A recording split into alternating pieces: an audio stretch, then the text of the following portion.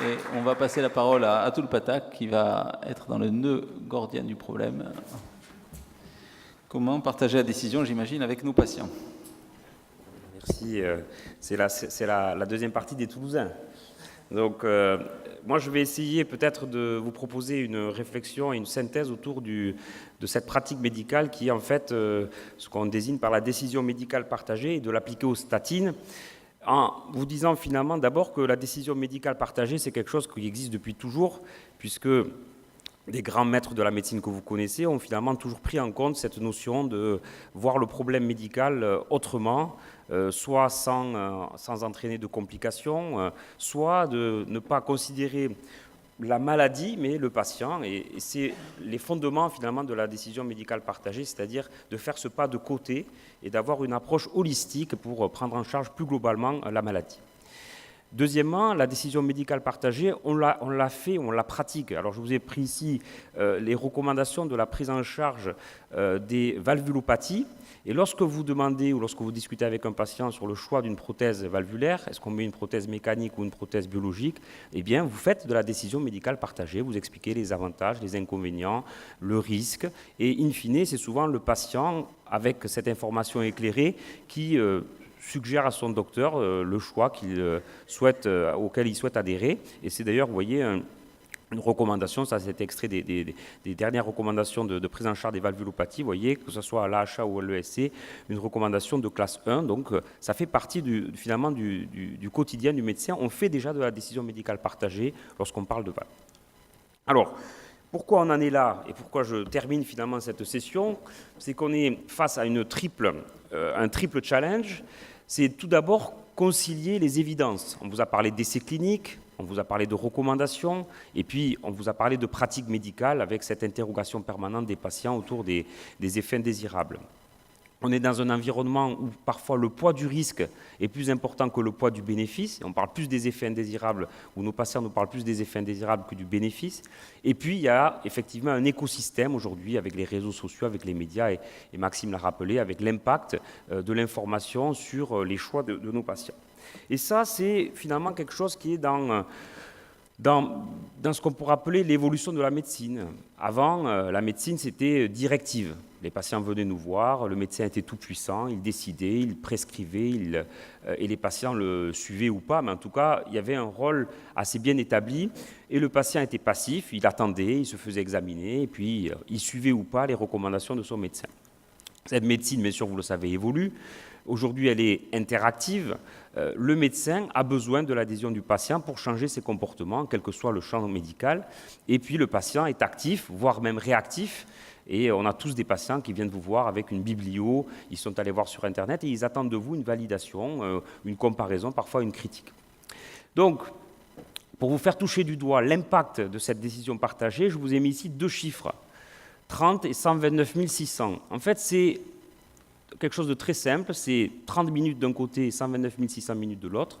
C'est le temps qu'il y a entre une consultation médicale, on va dire 30 minutes dans la vie d'un patient, et l'intertemps où votre patient est seul, où il va être amené à gérer, à réfléchir sur la décision que vous avez partagée avec lui, l'annonce diagnostique ou l'inviter à prendre un médicament. Et ça, c'est à mon avis très important, c'est-à-dire qu'on sous-estime l'impact de la prescription médicale ou l'engagement qu'on exige de nos patients, parce qu'en termes de timing, on se rend compte finalement que ce patient auquel on donne rapidement une ordonnance ou auquel on annonce rapidement un diagnostic va se retrouver seul et donc face à ces incertitudes pendant un temps qui est très significativement important.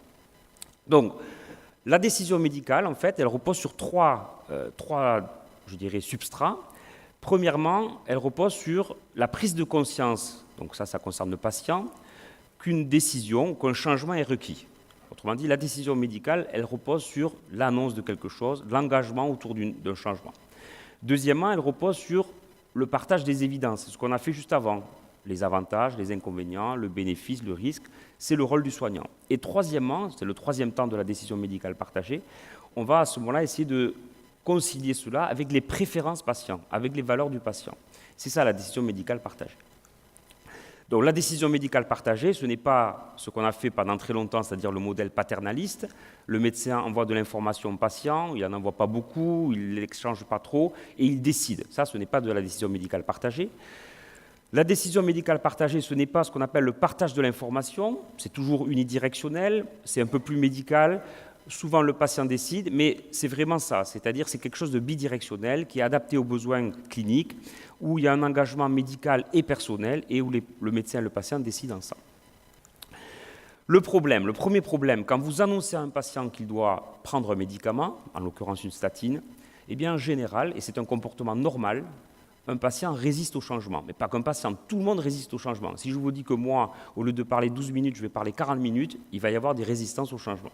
Pourtant, vous informez vos patients, vous essayez de le convaincre, vous essayez de vous imposer, vous revenez à vos vieilles habitudes de médecin directif, et puis à la fin, quand vous sentez qu'il n'est pas en accord avec vous, vous dites que ce patient n'est pas motivé et vous ne pouvez rien faire. Et ça, c'est une erreur, parce qu'en fait, vous passez à côté des leviers de motivation. En fait, la motivation, ou l'invitation à changer, c'est quelque chose qui est très complexe et qui est très ambivalent. C'est-à-dire qu'en fait, vous allez être tout le temps confronté à des patients qui vont vous envoyer un signal qui explique qu'il y a des gens qui sont prêts à suivre ce que vous leur proposez et d'autres non. Et ça, c'est le premier temps, c'est analyser qui est apte à suivre un changement. Et il y a une façon très simple d'analyser qui est apte à adhérer au changement, c'est de vous servir des stratégies ou des études qui ont évalué les étapes du changement. Et vous savez que face à un changement, vous avez différentes façons de réagir. Vous pouvez être dans le déni, je ne veux pas changer, ça ne me concerne pas, ce n'est pas important, les lipides, ça n'a pas d'importance pour moi. Vous pouvez être dans l'ambivalence, je sais qu'il faudrait que je prenne des statines, mais j'ai entendu qu'il y a des risques. Et puis vous pouvez être dans l'action, vous préparez, vous adhérez.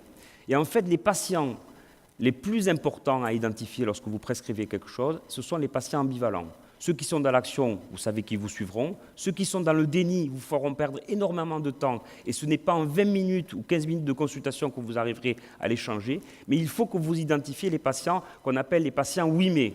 J'ai envie de prendre des statines, mais j'ai entendu qu'il y avait des risques. Je voudrais bien me traiter pour mon cholestérol, mais dans ma famille, il y a eu des complications. Donc, quelqu'un qui est dans le déni, il faudra le reconvoquer et adopter une stratégie différente. Quelqu'un qui est dans l'action, vous savez que c'est un patient qui est avec vous et que vous allez pouvoir entraîner dans cette histoire, mais le patient qui a besoin de vous, c'est le patient qui est hésitant, qui est ambivalent. C'est ces patients-là qui hésitent et qu'il faudra accompagner dans la proposition de changement. Et pensez toujours que le patient n'a ni tort ni raison, mais il pense différemment. C'est la première posture de la décision médicale partagée, c'est de ne pas être dans une stratégie d'agression ou de confrontation, mais bien dans une stratégie de partage.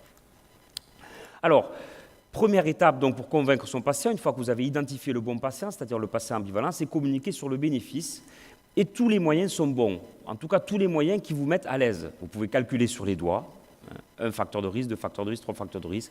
Ce n'est pas la stratégie la mieux évaluée, ce n'est pas celle qui a le niveau de preuve le plus élevé, mais ça reste une stratégie avec laquelle les médecins sont en général à l'aise. Vous pouvez utiliser l'échelle SCORE, qui est une échelle visuelle. Certains la trouvent compliquée, d'autres non. Il y a des outils et des applications. Et vous pouvez utiliser, peut-être prendre en photo ce petit lien qui est Statin Decision Aid, qui est un outil qui a été développé par la Mayo Clinic et que je vous ai présenté ici en capture d'écran, qui est en fait un outil très simple dans lequel vous allez recenser un certain nombre d'éléments très faciles à avoir au cours de la consultation, le genre de votre patient, est-ce qu'il est fumeur, hypertendu traité, son niveau de pression systolique et ses paramètres de cholestérol. À l'issue de cela, vous allez avoir cette image qui est un tableau de risque. Donc en général, c'est un écran que vous partagez, vous montrez à votre patient que sur 100 patients qui sont comme vous, eh bien 4 ont un risque de faire un infarctus du myocarde. Et puis vous allez faire le choix d'une intervention. Est-ce que vous voulez ou pas prendre une statine? Si oui, à quelle dose? À dose moyenne ou à dose élevée? Et si vous êtes prêt à prendre une statine à dose moyenne, voyez, vous allez éviter un événement, un infarctus du myocarde sur ces 100 patients traités, et donc vous allez réduire votre risque d'événement. Et si vous êtes prêt à aller vers une statine à une dose plus élevée, eh bien vous voyez que le bénéfice s'accroît et vous allez éviter 2 événements. Certes, une discussion peut démarrer autour de la pertinence. Est-ce que finalement éviter un infarctus en prenant une statine pendant 10 ans, c'est pertinent ou pas? Mais en tout cas, visuellement, vous avez quelque chose d'objectif, de factuel, avec lequel vous pouvez jouer. Vous pouvez montrer à votre patient que si sa pression artérielle baisse, son risque diminue, si son cholestérol baisse, son risque diminue. Et en général, ce site est très bien fait. Il y a ensuite des éléments de discussion que vous allez partager avec votre patient. Le coût des statines, c'est très important dans certains pays anglo-saxons. Comment ce médicament va être pris? Quels sont les bénéfices ou les bénéfices collatéraux et les risques. Et à l'issue de cette stratégie-là, vous allez essayer de prendre une décision partagée. Deuxième étape, c'est communiquer sur le risque, d'accord, et garder toujours en tête que de ne pas prendre un médicament, c'est un comportement normal. Ce n'est pas normal de prendre un médicament tous les jours. Ce qui est normal, c'est de ne pas prendre un médicament. Donc déjà, vous partez avec un handicap. C'est celui de convaincre quelqu'un de faire quelque chose qui n'est pas normal. D'ailleurs, à chaque fois que vous proposez des choses, on parle des règles d'hygiène de vie, vous savez que vos patients ont du mal ou ne vont pas suivre vos propositions. Nous-mêmes, nous ne le faisons pas. C'est quelque chose de compliqué. Et troisième point, la perception du risque est beaucoup plus importante que la perception du bénéfice. Je raconte toujours cette blague de Ruben et de moi qui sont sur la plage de l'île Maurice. Et puis je dis à Ruben, tu sais, dans ma poche, j'ai un super sifflet qui éloigne les tigres. C'est super efficace. Il me dit, mais à l'île Maurice, il n'y a pas de tigres. Oui, parce que j'ai mon sifflet. Et en fait, la perception du risque, c'est-à-dire être capable d'éviter quelque chose, c'est quelque chose qui a beaucoup plus d'importance pour nos patients que la perception du bénéfice, c'est-à-dire éviter un infarctus. Et la communication autour du risque, elle repose sur certains standards. C'est-à-dire toujours interroger le patient en utilisant des questions ouvertes pour savoir ce que lui il pense du risque, quel est son risque, c'est peut-être pas le risque auquel vous pensez. Ne pas corriger, c'est-à-dire ne pas utiliser le réflexe correcteur pour interférer, vous n'êtes pas dans un combat, vous êtes dans de l'écoute. Et puis, souvent, quand un patient vous parle du risque, je suis le dernier orateur, ça fait 10 ans que je viens, donc je ne vais pas tenir compte de la cloche, je vous le dis tout de suite. Deuxièmement, quand vous avez un patient qui vous dit qu'il a peur de prendre un médicament, que c'est quelque chose d'inquiétant, en général, c'est une façon de déguiser pour lui de vous dire qu'il ne veut pas prendre de médicament. Donc, il faut être à l'écoute et parfois même accepter de jouer le jeu. On vous a évoqué, par exemple, le recours à des statines faiblement dosées, le recours à des statines avec des posologies un petit peu atypiques, mais dans les recommandations de la Société européenne de cardiologie, on propose chez des gens qui ont des effets indésirables de faire du 1 fois par semaine, du 2 fois par semaine, du 3 fois par semaine. Donc, tous les moyens sont bons pour être dans l'adhésion thérapeutique et d'aller dans le sens de nos patients. Donc, comment mener un entretien? À la rigueur, prenez cette diapositive en photo, puisque c'est la checklist de la décision médicale partagée. Vous allez calculer le score de risque cardiovasculaire. Tous les moyens sont bons. Peut-être utiliser l'outil de la Mayo Clinique. Prendre en charge les facteurs de risque non lipidiques, c'est quelque chose de compliqué qui doit être décalé. Ça doit être fait dans un autre temps. On ne peut pas tout faire en un seul temps. Revoir les règles d'hygiène de vie si votre patient le souhaite. Et puis, je vous ai mis en rouge des verbes. La décision médicale partagée, c'est encourager le patient. Ce n'est pas l'obliger, ce n'est pas lui imposer. C'est discuter avec lui du bénéfice potentiel des traitements. C'est discuter avec lui des effets indésirables et des interactions médicamenteuses. Ça ne sert à rien de cacher ça sous le tapis. Il va les trouver. Donc, ce n'est pas la peine de lui dire il n'y a pas de risque ou je ne vais pas lui parler des risques parce que de toute façon, il les trouvera. Et puis, rappelez-vous de cet intertemps, 130 000 minutes où il va être seul, où il va aller chercher l'information ailleurs. Donc, profitez de l'intertemps pour partager avec lui. Et puis, l'inviter à poser des questions et à partager et finalement prendre en compte ses valeurs et ses références. Est-ce que ça marche? Alors là, j'ai repris les verbatims de patients d'une étude qui a été réalisée en Angleterre en médecine générale, où vous avez Don et Marie, c'est un couple qui est là, assis en face de vous, et puis qui échange sur la proposition que vous leur faites. Et Don vous dit, mais je suis content de prendre des statines, je regarde toujours ma prise de sang, et puis je vois que ces médicaments, ils font bien baisser le niveau de LDL cholestérol. Et en fait, ça me guide dans ma pratique, ça me guide dans ma croyance que les médicaments sont efficaces. Et sa femme, Marie, lui dit, oui, en plus, ça te montre ce que ton organisme fait avec ces médicaments. Il dit exactement, je comprends ce que ça fait, et puis bon, il y a quand même beaucoup de chimie là-dedans. Et puis il rigole, et puis il dit, en fait, en fonction du résultat, si ça baisse ou pas, ça va me guider pour prendre le médicament ou non. Autrement dit, il a un comportement qui est complètement irrationnel. Il croit au médicament, mais il adapte sa posologie et sa prise de médicament par rapport au dosage. Donc les patients, même quand ils ont tout compris, même lorsque vous avez l'impression que tout marche bien, ça vous surprend parfois de voir ce qu'ils font. Alors les avantages de la décision médicale partagée, ça a été très bien synthétisé dans une revue de la Cochrane qui est disponible en ligne, vous avez les références ici. Les aides à la décision sont des outils qui améliorent la connaissance et la perception du risque cardiovasculaire. Vous allez augmenter la connaissance du soignant et du patient. Ça diminue cette notion de conflit cognitif, puisque vous allez discuter de la balance bénéfice-risque des médicaments. Ça augmente l'adhérence thérapeutique au moins à court terme, durant les 3 premiers mois. Et puis, la décision médicale partagée n'a pas d'effet indésirable sur les comportements de santé. Il y a des mécanismes. Pourquoi ça marche, la décision médicale partagée? Parce que ça renforce des croyances, ça forme les patients et ça forme les soignants. Ça leur donne ce sentiment d'auto-efficacité. Je mets en place un traitement par statine, le LDL baisse, je sais que ça va réduire le risque d'événement. Et puis, ça engage les patients et ça engage les soignants. Il y a des limites, bien sûr. On n'en connaît pas le bénéfice sur le long terme. Il n'y a pas d'étude d'efficience, c'est-à-dire le rapport coût-bénéfice de ce type de stratégie. Et puis, est-ce qu'on peut utiliser ce type d'outil chez tout le monde? Il y a bien sûr quelque chose qui est du ressort du niveau de connaissance de nos patients.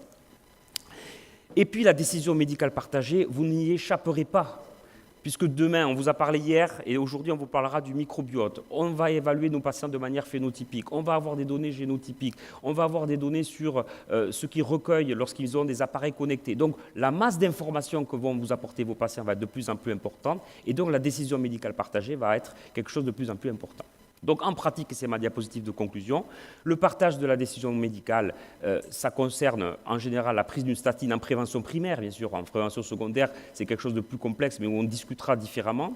Ça améliore les connaissances du patient et ça diminue ce qu'on appelle les conflits cognitifs ou les conflits décisionnels.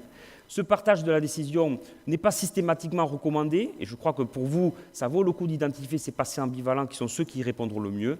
Et puis, ce n'est pas un outil, mais c'est plutôt une attitude, parce qu'en fait, il faut modifier sa façon de parler autour d'un médicament. J'aime bien ce proverbe chinois, « Si tu me dis quelque chose, je t'écouterai. Si tu m'apprends quelque chose, je m'en rappellerai. Mais si tu m'impliques, je le ferai. » Merci pour votre attention.